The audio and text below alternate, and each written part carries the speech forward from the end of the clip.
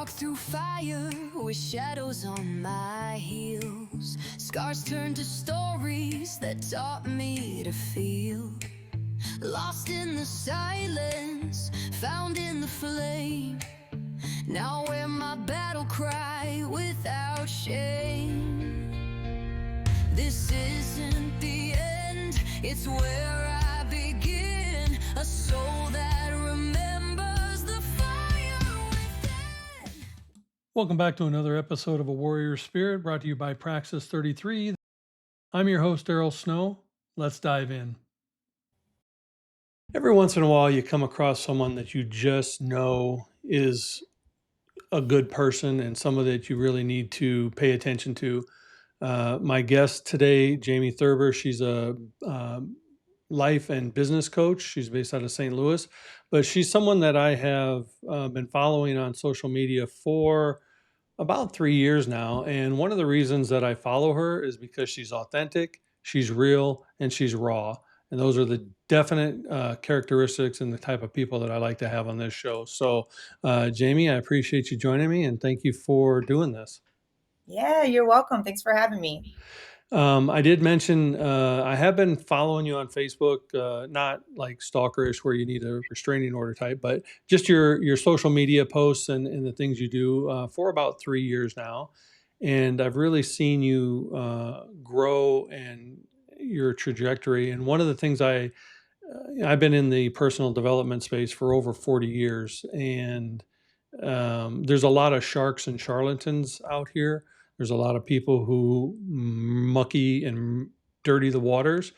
So when I come across authentic, real people, I just have to pay attention. And age transcends all that because what you do is valuable, and you give light to this darkened space. So thank you. But one of the things that I wanted to talk about, not just your coaching career, but some of the things that you've overcame to get here. Now you're based out of St. Louis. Did you grow up in the Midwest? I'm from Iowa, so Midwestern town. Yeah, so I grew up about 20 minutes outside of downtown St. Louis, and my parents still live where I grew up in Florissant, and I now live about 40 minutes down away from the city, 45 minutes. So I'm still in the area. So were you a only child or have siblings? I have siblings. I have an older brother. He's about 4 years older than me. So what was it like growing up in St. Louis? Because I know what it was like growing up in rural Iowa. Lots of chaos and trouble if you want to find it, and lots of fun if you want to find that too. So what was it like in south of our border, Missouri? Yeah, so where I grew up, actually, that's a great question that I don't think anybody has really ever asked me on a show, and it's something that I've come to find out has been really formative for me. So where I grew up, it was a very diverse neighborhood. So I learned in my work that a lot of people don't expand beyond people who look like them, think like them, talk like them, due to their 5 to 10 mile radius. And where I grew up, it was so diverse that that wasn't a thing for me. And I didn't know that it was for other people until I was an adult doing my business in other parts of the country. So where I grew up, we had a great street. We had lots of kids. So great neighbors. It was a quieter street. So we played in the road and played, glow in the dark, or not glow in the dark. We called it manhunt, but it was nighttime hide or seek with teams basically. And it was just, I had a great childhood. My family all lives fairly close. On the one side, we spent, weekends at my grandparents, and my mom and dad were and are hardworking, blue collar people. And so they taught me and my brother very good morals as far as following your heart or your gut, and working hard and taking care of people you love and being respectful. And I think that my brother and I took very different paths, but like he went the traditional Midwestern path. Like you go to college, you get married, you buy a house, you have kids, and you have your career. And I was like, I don't know what I want to do, so I'm going to figure it out. And but now, however many years later, the baseline of who we are as human beings comes from the same core stuff that our parents taught us. So we had a good childhood. My dad worked very hard. He worked nights, so my mom was definitely tapped in, the majority of the time, and then she worked that way so that we could have weekends with as a family. So yeah, I mean, it was good. Like I said, so growing up, St. Louis is a city, but it's not a massive city. So it has a small town feel, and then all of the municipalities around the downtown area are really diverse cultures. So it did allow for just a different way of growing up, like seeing human beings for who they were, not for their color or class or those kinds of things. I was born in Minneapolis and spent the first 9 years in the inner city. And, I didn't have the fortune of a good childhood. I had to carry a knife to school at kindergarten, was very always aware of my surroundings and who was around. And then my mom married my stepdad, and we moved to a small town in Iowa where there was no diversity. There was like it was a really hard transition because you know there I mean it was cornfields and Caucasians. It was there was no there was there was nothing else. And Right. it's funny because when I went to college, community college back there, um, I had to take a Spanish class. And out of my entire academic career, from kindergarten to my master's degree, Spanish was the only class I ever failed. And I didn't have anyone to speak the language with outside of school. And B, I didn't care if it was a male tree or a female tree. It was a flipping tree, you know? So kind of attitude there. But the lack of the diversity. So when I got old enough to move away and I started traveling around the United States, my younger sister, she's like, "Aren't you afraid? Like you live all these different places, aren't you?" I'm like, "No, people are people. If you treat them nice, they treat you nice. If you're a jackass, they're a jackass. It's really pretty simple, you know." Yeah. So I'm glad that you experienced that that kind of diversity growing up.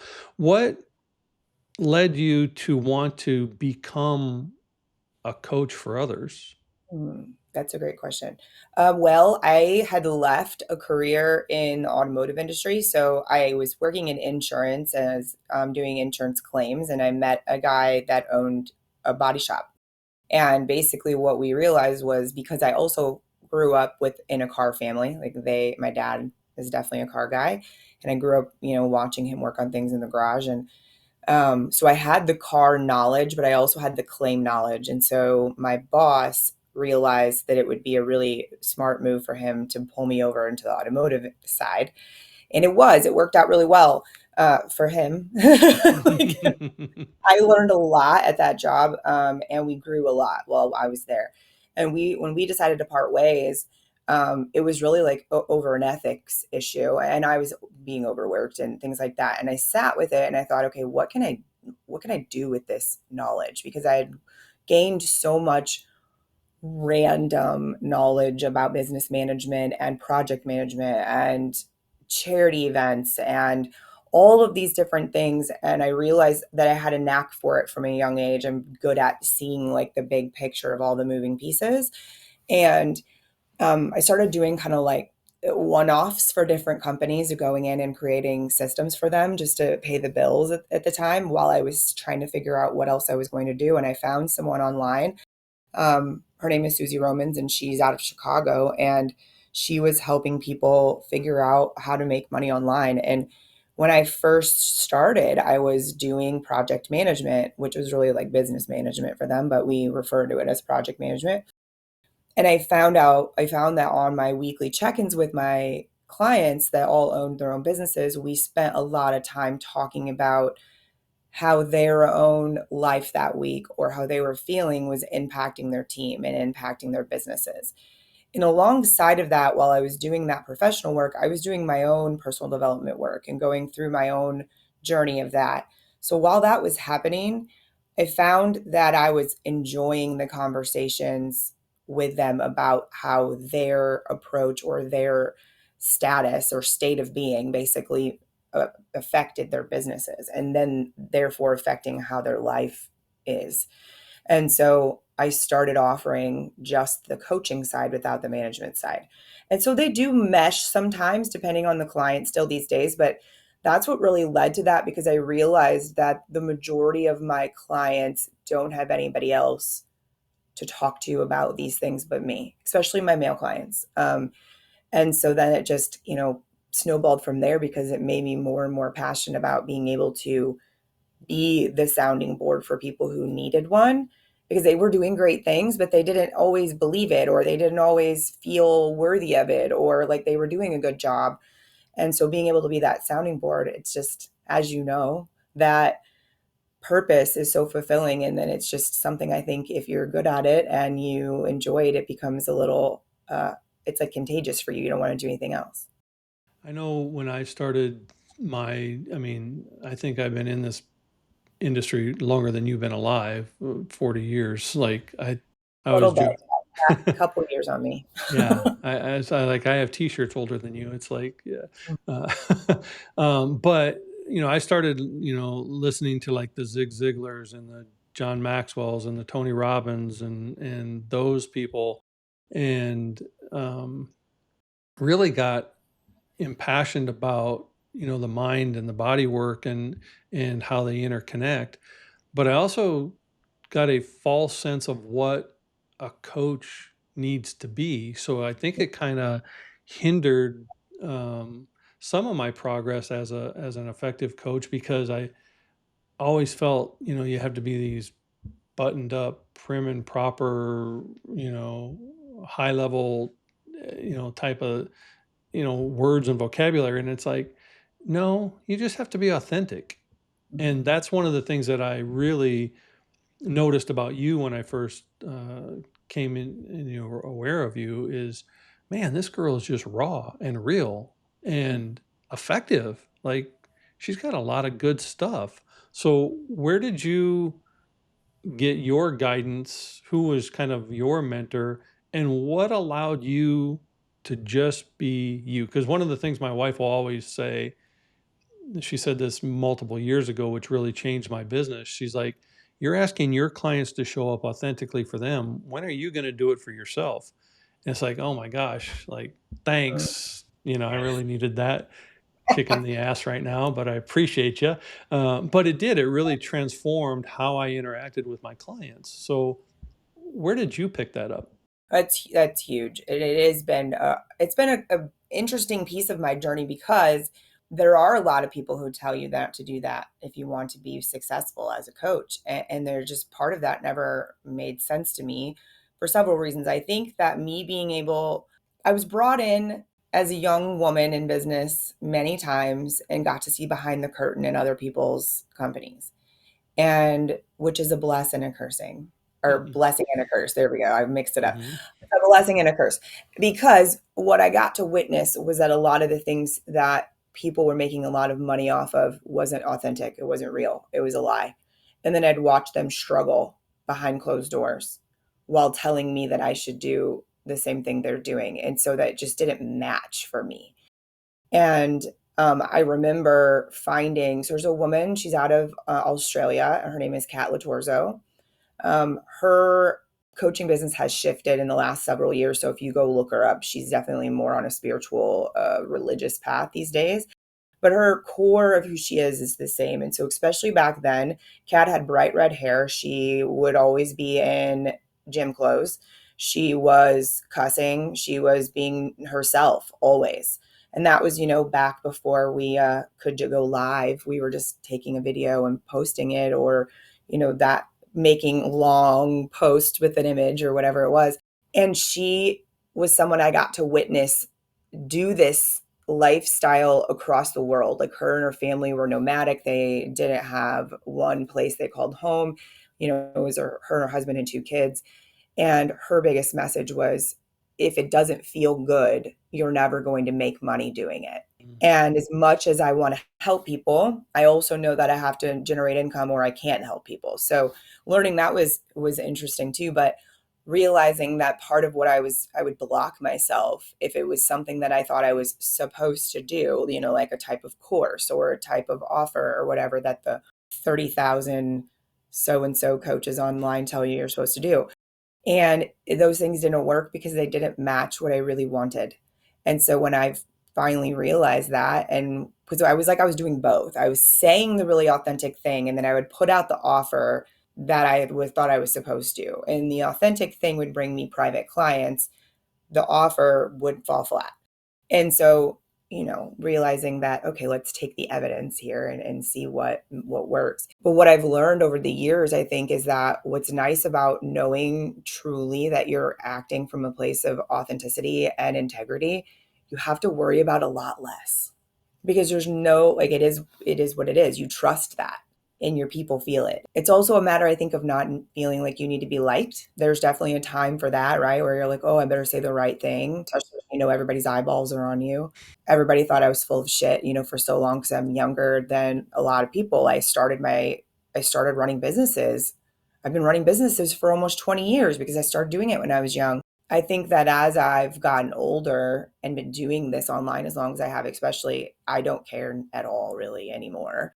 But there is a period there that I think the only thing I could hang my hat on was that I knew that what I was doing and saying was what I was practicing, and I could feel good about that. Yeah, So if you can hang your head on your authenticity, it's not your job to really be worried about who likes you or doesn't like you. The right people will find you because they're attracted to you, and your authentic self will resonate with them. And those are the people you're meant to help. You're not meant to help the people, that you have to be fake and phony with because you're not doing them a full good service. So learning authenticity at a young age, I think, is what helps make you successful. I want to switch gears for just a minute. I know because I have followed you for a while.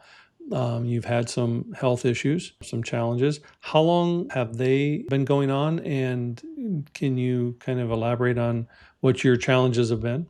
it's funny when you said you've been following me for 3 years. I thought, oh, what an interesting time to find me, because it was around that time that I really started speaking publicly about being sick. And I don't ever really know what to call it besides that. I don't have a specific diagnosis. I've had a lot of the symptoms I have for about 20 years. So since I was, or more actually, I was in grade school. I had a very amazing advocate for a mom who didn't make, now I look back at my childhood and the times that I was sick in school and what it affected and think, wow, my mom did such a great job of not making me feel like there was something wrong with me, because I never thought that way. Looking back, I think, wow, I don't know how that happened, but because I did have to operate differently. But so we don't know the chicken or the egg really, like what happened first. We do know that I had a parasite when I was a kid. We spent a lot of time in lakes and rivers and camping and stuff like that. So not crazy surprising that I'm a child jumping into a river and a lake and I happen to get a parasite. Like, okay. But what we don't know is if I ever actually got rid of it. So that it's kind of that piece where I had to make the decision where I wanted to, when I started finding answers about different things, I wanted to know, but I had to let go of what started first because I never probably will know. But it's a lot. It has always been a lot of GI symptoms. So what we've discovered has been that my system had a very long period of time, like over a decade, where it has not absorbed nutrition properly. So for many years of my life, I could not gain weight. I'm 5'10", so I'm a tall girl, and I like max weight before I went down this like weightlifting journey, which did make me feel a little bit better for a smidge. Like my max weight was like 122. And just there's nothing, and I ate so much, like it was definitely didn't make any sense. And the biggest thing was nausea. So I would be nauseous every day, every morning.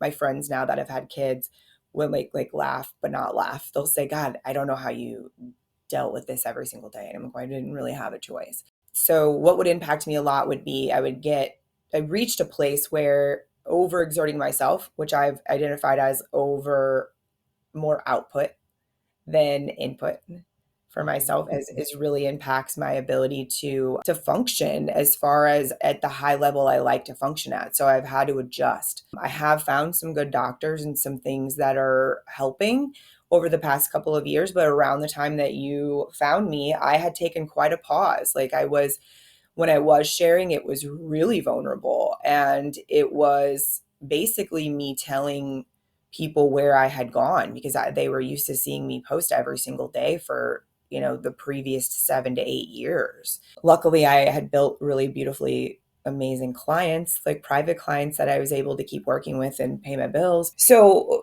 the things that would impact me the most would be sleep. It would be energy levels. It started to get where my ability to concentrate was much lower. I could do that for a couple of hours a day, and that was about the max. And every time I traveled, and when I was newer in my business, I traveled a lot for conferences and, going to meet people because for the first many years of my business, I didn't have anybody locally in the Midwest. Like the way of thinking that I was doing, nobody around here was thinking that way. So all my clients were elsewhere. Like, thank God for the internet. But having those symptoms, the thing that was hard was I never had an answer. No one ever knew what was wrong. They would just they either blamed it on me and said I didn't eat right or I didn't drink enough water or whatever, that I just kind of learned to exist around it. And I would push through until I couldn't push through anymore for a week or something like that. And then I'd do it all over again, is really what was happening until it reached a peak that I was like, I can't keep doing this to my body. There was something inside of me that said, there's something worse is going to happen if you keep doing this, like meaning some kind of like organ damage, really. And which is really where we were at when I finally found a doctor that was willing to look at some things. We were pretty close to that, just due to things not absorbing and being able to be dispersed through my body the way they needed to be. Yeah, and I relate to a lot of what you're saying because of my wife's illness. My wife has breast implant illness, so we were able to define it, but we Mm, weren't able to define it for many, many years. And she dealt with it even prior to when we look back at some of the illnesses she's had. She dealt with it even before she and I got together, but she got really sick 3 months after we met, and we've been together 10 years now, and we've been dealing with it. But she had heavy metal poisoning and caused a lot of the GI issues and a lot of brain fog, and she almost died from the arsenic poisoning that her implants gave her. And so we've been on this roller coaster journey of trying to heal and find answers, and our medical system sucks mm, because all we got was 2 years at the Mayo Clinic and hundreds of thousands of dollars of medical bills with no answers. Any healing she's done, she's had to do on her own, much like yourself. And, we've had doctors, and I'm sure you've experienced this, we've had doctors look at her. And I say this, she'll match any CIA agent for research. She will find an answer because she doesn't take no for the answer. And she took these, and she doesn't look at the US studies because they're a joke, but she looks at these foreign studies.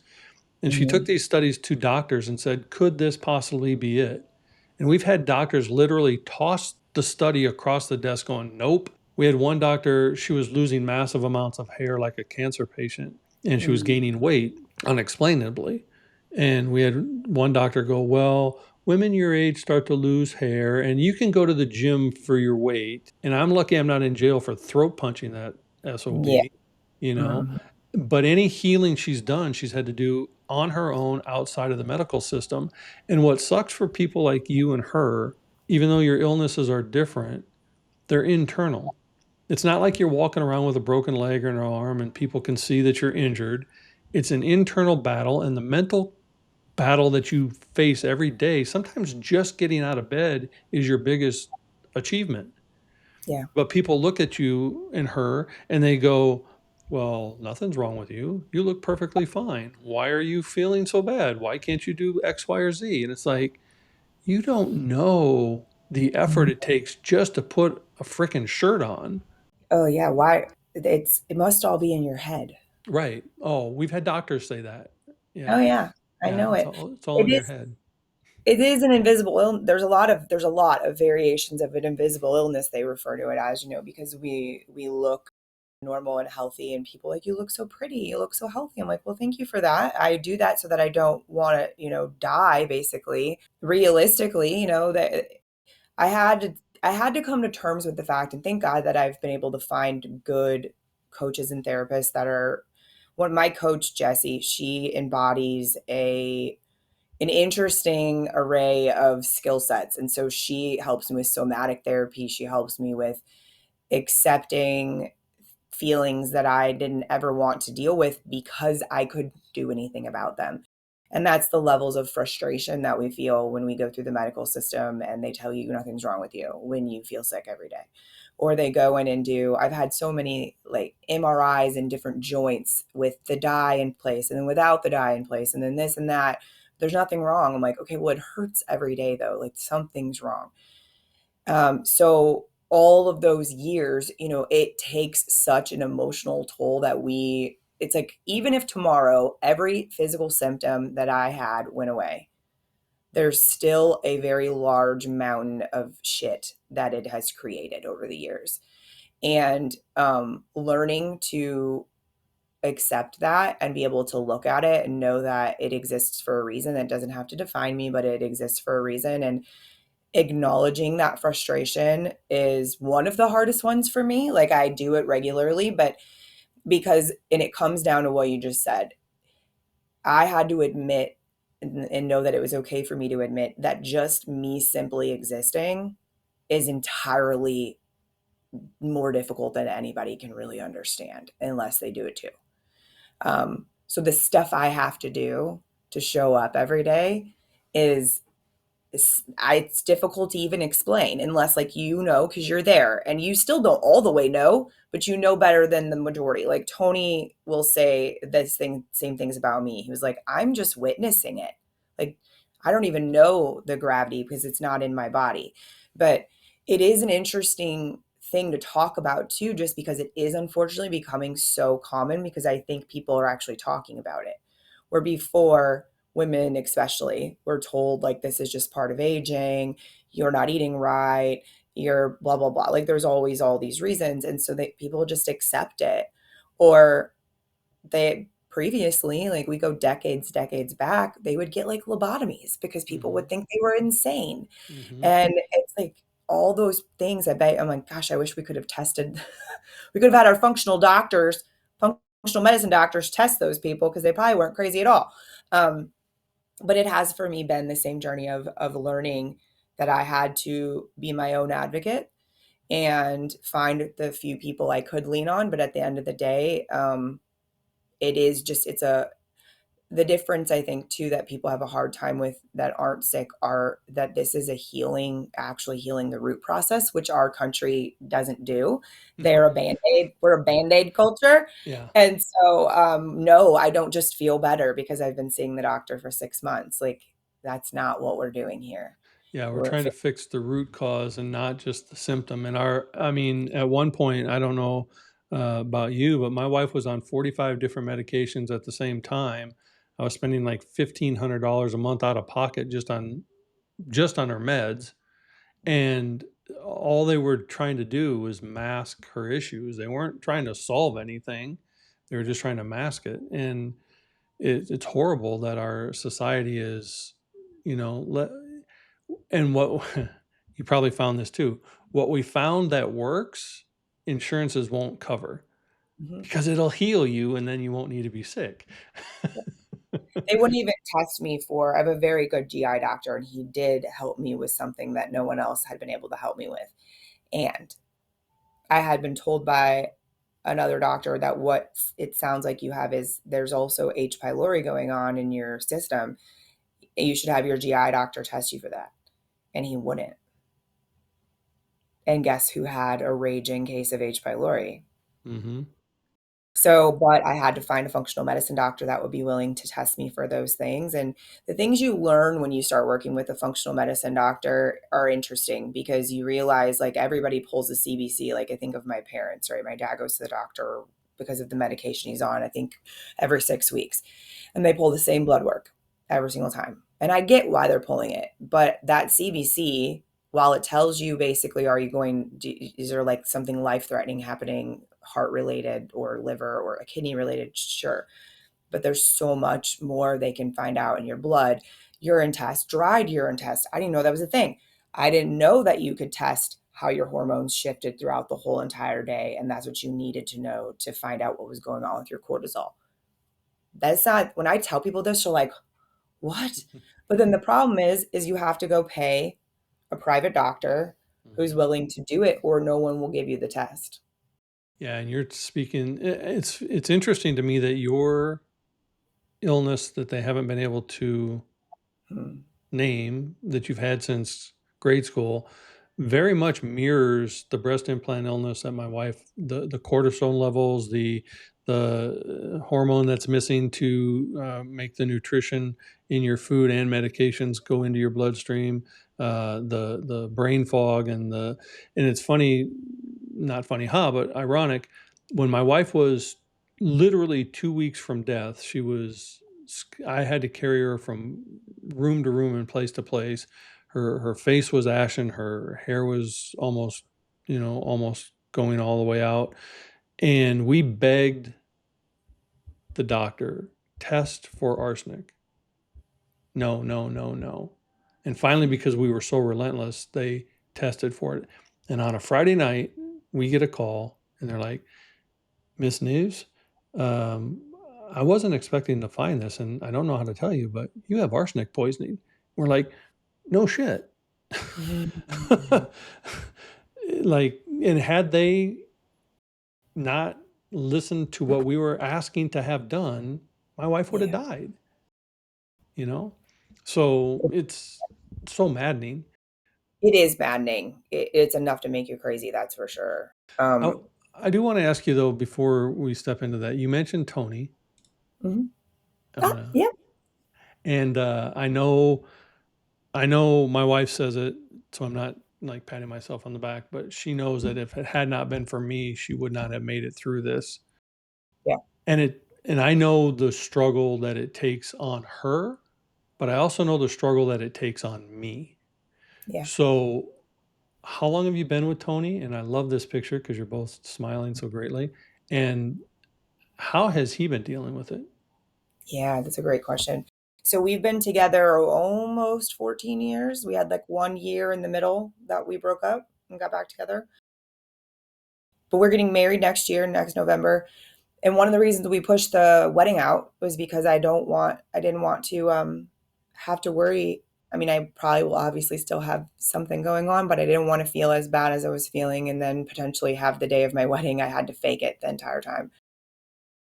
We even planned it around it, like the wedding's happening during the day, it'll be over by 5 o'clock, things that will not exert me to the extreme. But I actually had him on my show a while back to talk about this because people don't talk to the partners. So every time you've reached out to me, I've told them about it, about what you would say about being witnessing what your wife has had to go through. And so Tony was a professional athlete.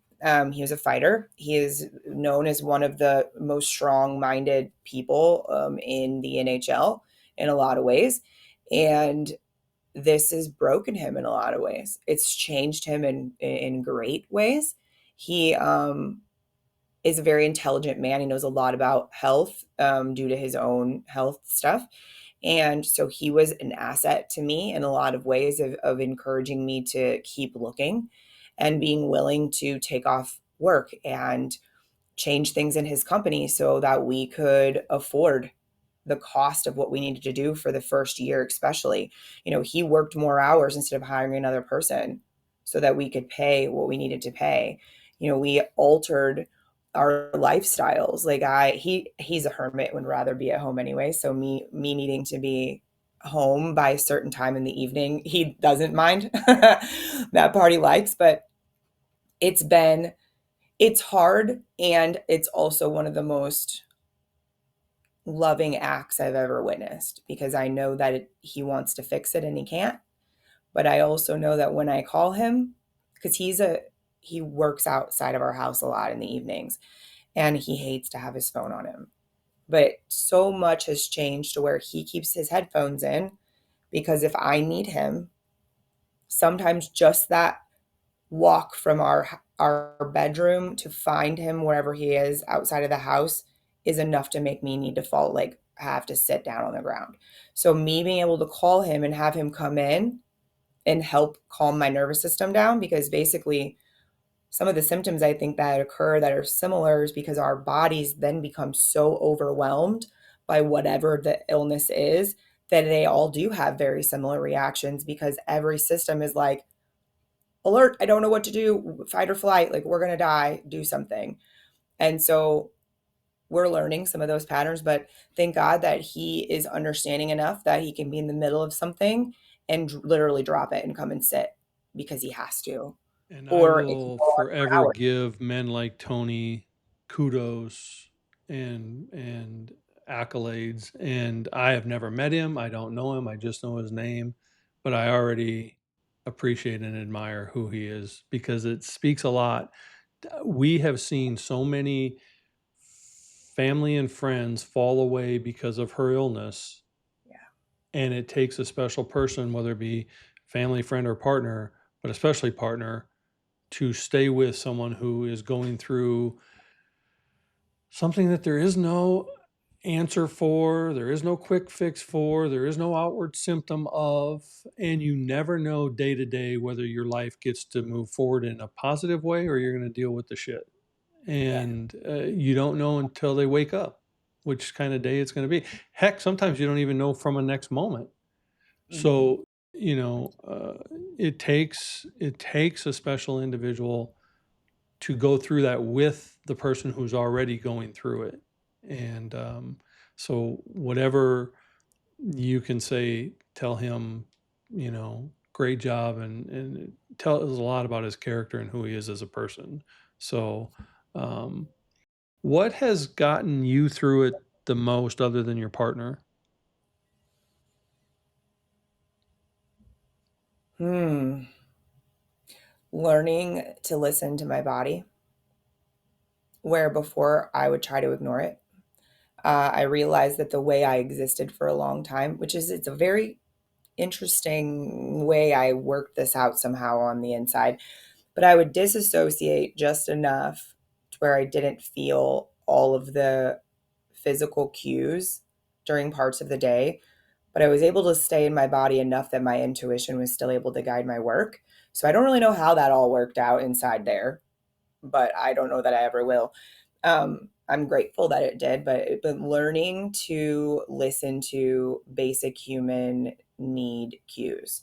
I will never forget the day that I do have a very incredible psychiatrist, and I think anybody who's going through any kind of chronic illness needs that help as well. Like I have a psychiatrist, I have a coach, I have a therapist. I They keep me okay in the times that I'm not, And so I remember him telling me, Jamie, this doesn't make your basic human needs have somehow been turned off in your mind as not a necessity, along with you trying to ignore your physical symptoms because you need to get things accomplished. Was basically what I had created, that rule in myself to exist and to be able to work and do what I needed to do. And so unlearning that and learning to listen, that when like my body says I'm hungry, I go eat food. When my body gives me a cue that it needs to be horizontal, I get horizontal. If I need to stretch, I stretch. If I need water, I need, where before I would push it off and push it off and push it off. Learning to listen to those cues and honor them has been very, very difficult. It's tested a lot of pieces of what I would have considered my identity for a long time, because it required me to sit a lot more than I was used to doing. But also not just sitting, because I would sit because I felt like I had to, right? Because I was not feeling well. But then I would be making lists. I would be answering emails. Like all the output was still happening. So me learning that I needed those spaces of nothing, of just being, which is why some of that shift has happened in my branding, is because the doing is always going to be done when you're dealing with somebody like us, right? It's the being part that takes the more work for me. Well, not that you didn't have enough on your plate, and it's in corporate, in the corporate world, in the corporate side, it's amazing that you were as high level as you were. A, because it's a man dominated world that you were entering, the automotive, which already puts additional pressure and thoughts and whatever in a person's brain. So to be able to function at a high level in that, that in and of itself is pretty amazing. But to not let your illness define you, I think is a huge thing that a lot of people with chronic illness, and it's something that my wife has also had to learn over the years because she was a caregiver of her parents, she was a caregiver of her son, she worked 30 years at the same company, she did all these things, and then she got sick and couldn't do any of those anymore. You know, her parents have now passed on, our son is out of the house, and she no longer has a job. So who is she? Mm. Well, she's someone who's sick, and she played that loop back on herself often enough that I think it actually hindered some of her actual getting better. But once Yeah. she broke that loop, you know, she started to see progress, but it's still, who am I? I'm no longer any of these things. So who am I? So how did you not let that define you like many people who suffer these illnesses do? Yeah. It's hard. That's it. It's a complex thing because for me, I ignored it or didn't talk about it for so long that I was sitting in this, how do I acknowledge that this is really happening and let people know so that I don't then feel like a guilty person for not doing XYZ thing. I'm telling them why I'm not doing it, but also not then be like plant my flag solely in this I'm sick place.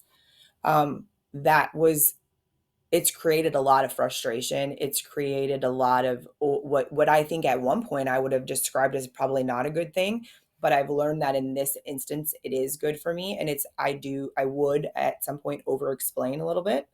Um, but it's what made me be able to feel okay about both parts or the multiple parts of me that had to exist at the same time.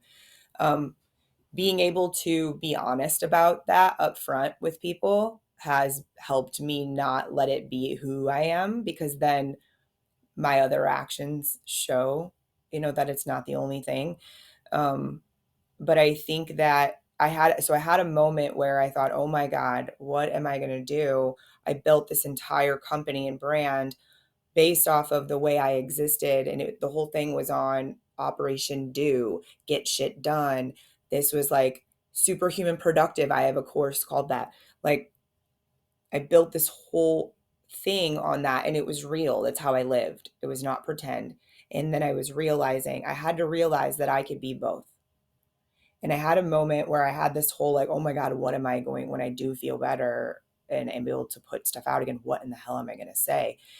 And that day, I went to get my hair done, and I've known the girl who does my hair since high school. And I just happened to see, it's one of those places where there's like multiple different small businesses in the same, like, they like lofts or whatever they call it. And I happened to run into a friend of mine and Tony's wife. So it's a wife and husband, and I hadn't seen her in years. And I knew she had gotten cancer.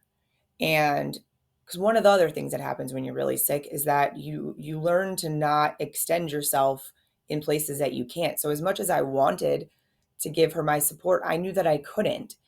So my support to her was like hearting her post, and praying for her. And so anyway, I saw her that day and we talked about a few things, and she said to me, told me a story, and I'll keep it short. But she told me a story about how, because her husband owns a company, she takes care of the whole family. She takes care of the company, and she had a day post chemo where she was expecting to feel good, but that day she just didn't. There's something in this happens, I think, when you have long term sickness.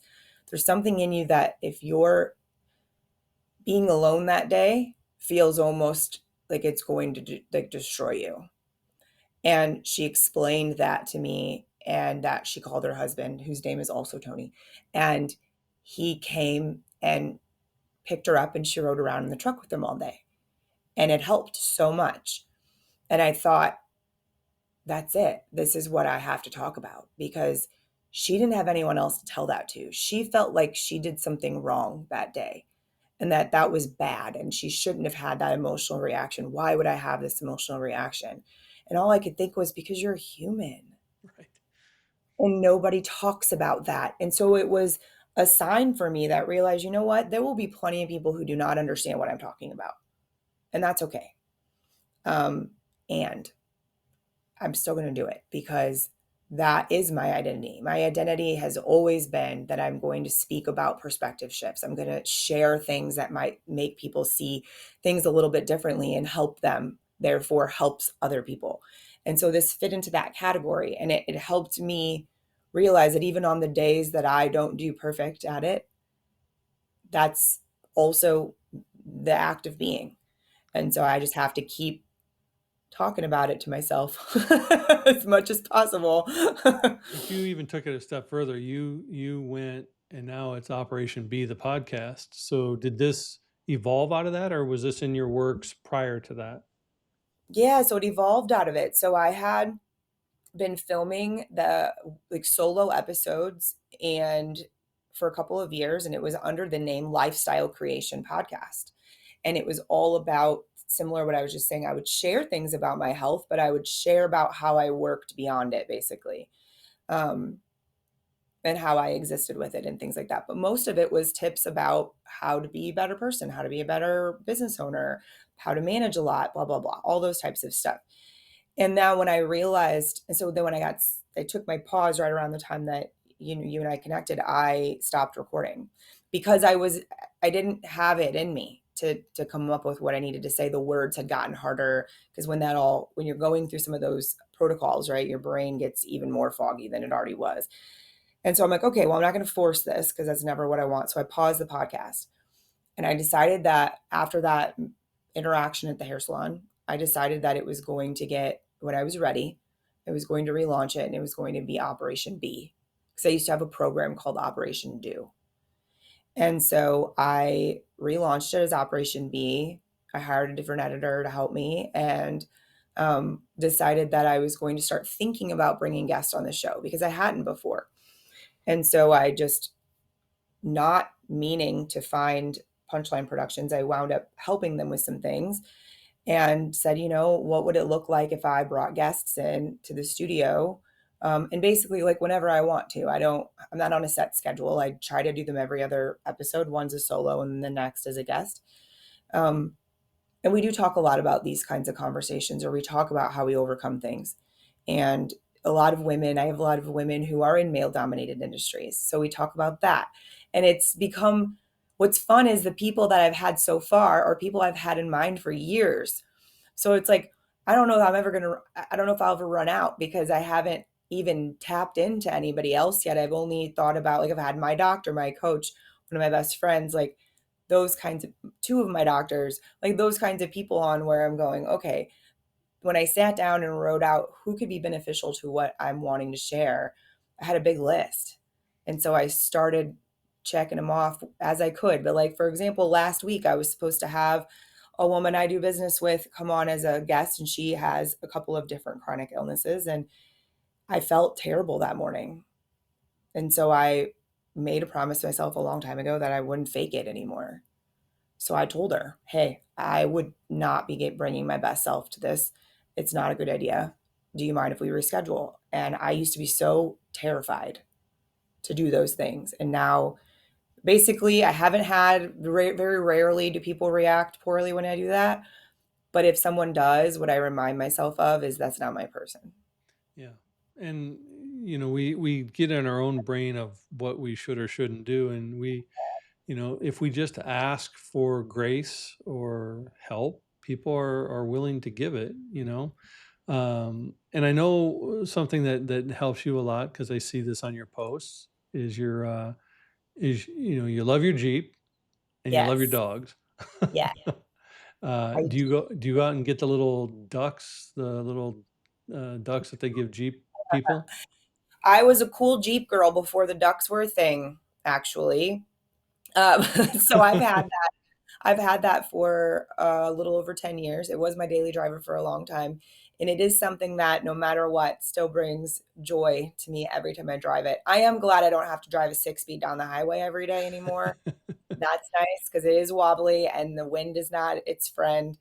Um, but it's a beast. It can go, I haven't taken it off road in a few years, but it's set up to rock climb and it does a really good job. And it's a lot of fun, even just to take we live out in the country. So even just to take it for a cruise down the road always makes me smile. Um, it's a fun on Jeep, and then But the pup. explain the ducks to Yeah, those who are not Jeep people, because I've yeah. seen Jeeps line their entire dashboard with various rubber ducks, or they'll give a duck, and I'm like, I don't understand it, but it's a Jeep thing. I don't even really know how it began, but it was just a very minimal. You would see people would leave them on your door handle because the way the Jeep door handles stick out, and they'd leave a little duck. And they used to leave a little. The first one I ever got had like a tag with it that explained, you every time you can pass it on, right? It's just supposed to make you smile. I don't know how people ever started like collecting them. I don't know what led to that, but it's definitely you park that Jeep in a parking lot somewhere and you come out, there's another Jeep parked next to it. Every single time.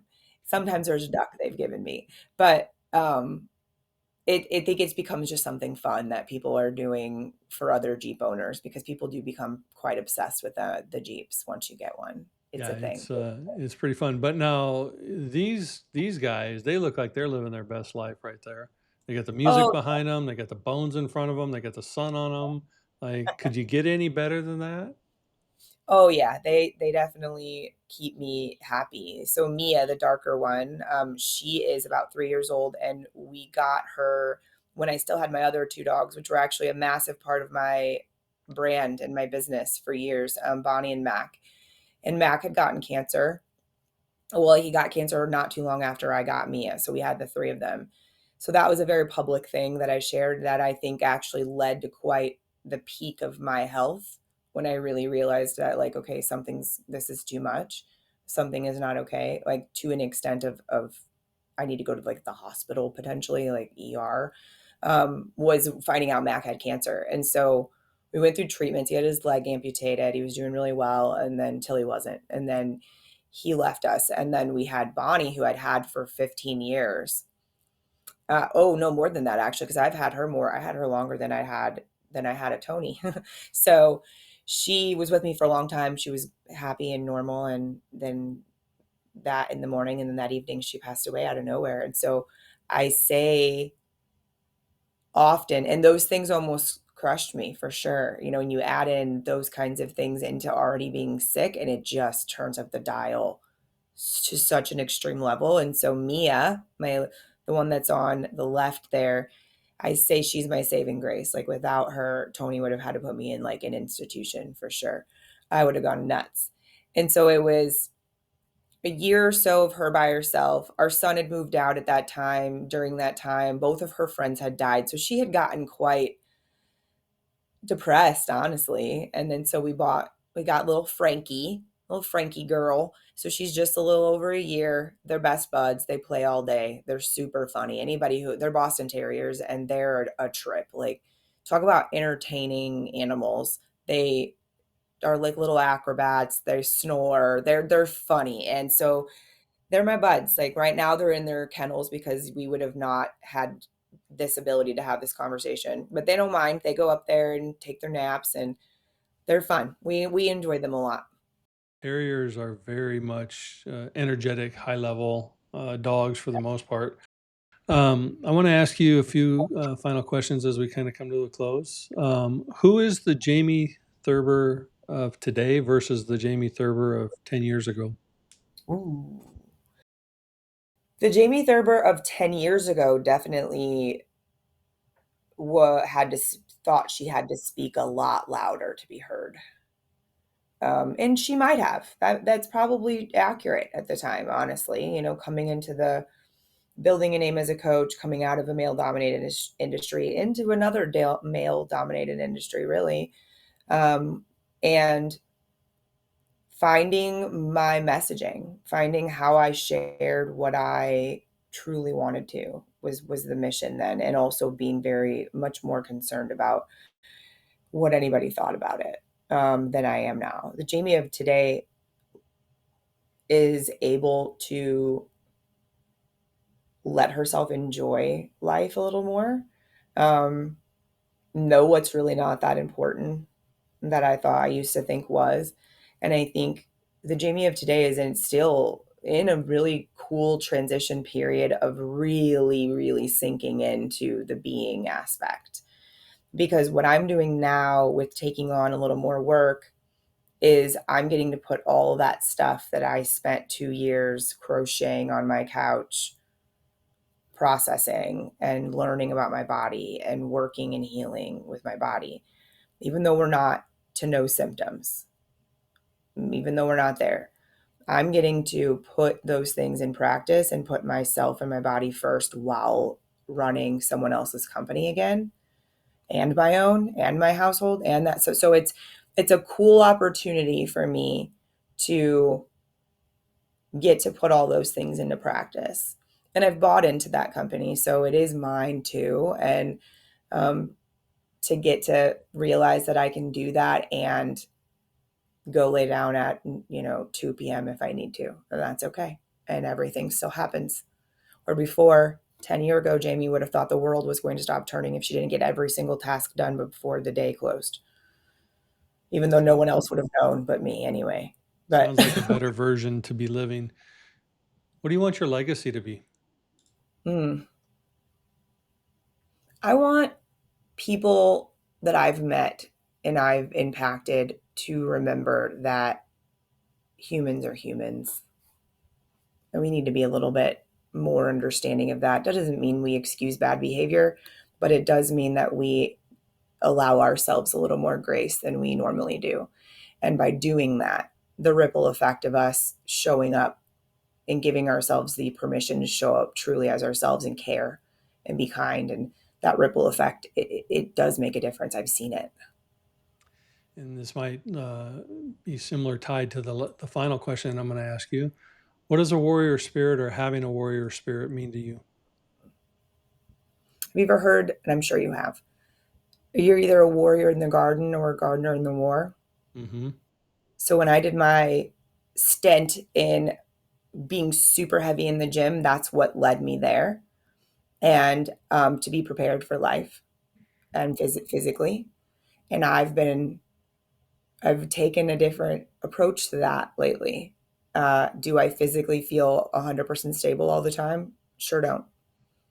But do I feel like because I don't give up and because I keep practicing and I keep trying and I keep helping others where I can, that is to me that warrior spirit, is the fact that you know that it's kind of a collection of all of the parts, the good, the bad, and everything in between. That's what makes it a warrior, in my opinion.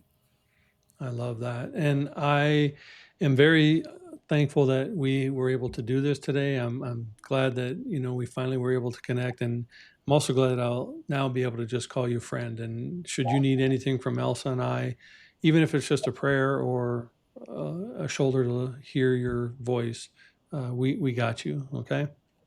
Thank you so much. I really appreciate it. This was great. I had a lot of fun. And if you would like to connect with Jamie, you can do it on her website at jamiethurber.com or on her social platforms, Facebook, LinkedIn, Instagram, and also tune into her Operation B podcast on YouTube. And as always, I want to thank you for joining us on this edition of A Warrior Spirit. We're now on all the major platforms, as well as on Wednesday evenings at 8 Eastern on Roku via the Prospera TV app. But wherever you find us, be sure to like or subscribe so you catch all the episodes. And as always, the journey is sacred, the warrior is you. And remember, be inspired, be empowered, embrace the spirit of the warrior. It's not just about the fight, it's how we rise from it.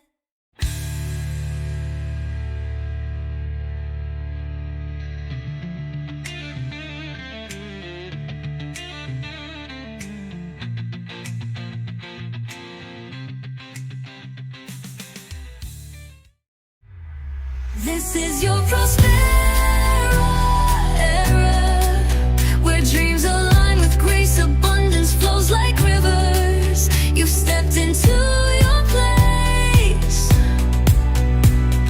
Rise, reign, and remember, you were born to shine. Welcome to your moment, Prospera, it's time. We hope you enjoyed today's show on Prospera TV Network. Make it a point to visit us on YouTube and catch all your favorite shows anytime you want. Interested in hosting a show of your own? Or advertising your business on our network? Contact Elena Rodriguez.